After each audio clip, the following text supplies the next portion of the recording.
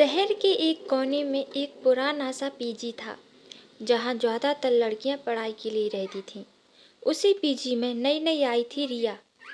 रिया शांत थी, किसी से ज़्यादा बात नहीं करती थी, लेकिन उसमें कुछ अजीब था। पहली रात रूममेट ने देखा रिया अपने बिस्तर पर नहीं थी। उसने सोचा शायद वॉशरूम गई होगी, लेकिन 1 घंटा, 2 घंटा, 3 घंटे रिया कहीं नहीं थी। सुबह 5 बजे वो अचानक वापस आ गई, जैसे कुछ हुआ ही ना हो। अगली रात फिर वही हुआ। रिया हर रात गायब हो जाती थी। अब पीजी की बाकी लड़कियां डरने लगीं। किसी ने कहा ये लड़की नॉर्मल नहीं है, किसी ने कहा इसमें ज़रूर कोई राज है। एक दिन रिया की रूममेट नेहा ने फैसला किया, आज मैं इसका पीछा करूंगी। रात के 12 बजे रिया धीरे से उठी, दरवाज़ा खोला और बाहर निकल गई। नेहा भी चुपके से उसके पीछे पीछे चल पड़ी। रिया पीजी से बाहर निकली, अंधेरी गलियों से होती हुई एक सुनसान सड़क पर पहुंची, जहां सिर्फ एक पुराना अस्पताल था जो सालों से बंद पड़ा था। नेहा डर गई, लेकिन जिज्ञासा ज़्यादा थी। वो धीरे धीरे अंदर गई। अस्पताल पूरी तरह खामोश था। टूटी खिड़कियां, पुरानी मशीनें और अजीब सी ठंडी हवा। तभी नेहा ने देखा रिया एक कमरे के सामने खड़ी थी और वो रो रही थी।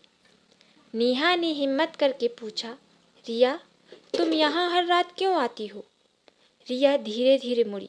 उसकी आंखों में आंसू थे और उसने कहा, यहीं मेरी माँ ने आखिरी सांस ली थी।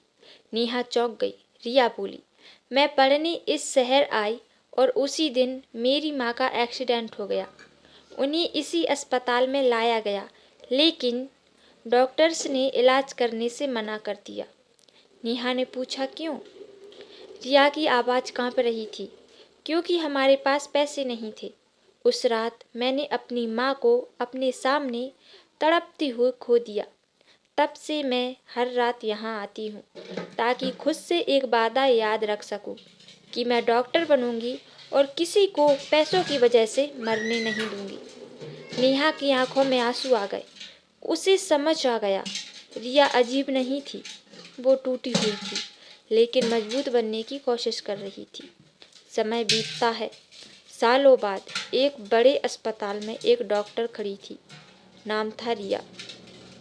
उसके अस्पताल में एक रूल था, कोई भी मरीज पैसों की कमी से इलाज से वंचित नहीं रहेगा। लोग कहते थे ये डॉक्टर अलग है, लेकिन कोई नहीं जानता था उसके पीछे का वो दर्द भरी कहानी। हर इंसान जो आपको अजीब लगता है, शायद वो किसी दर्द से लड़ रहा होता है।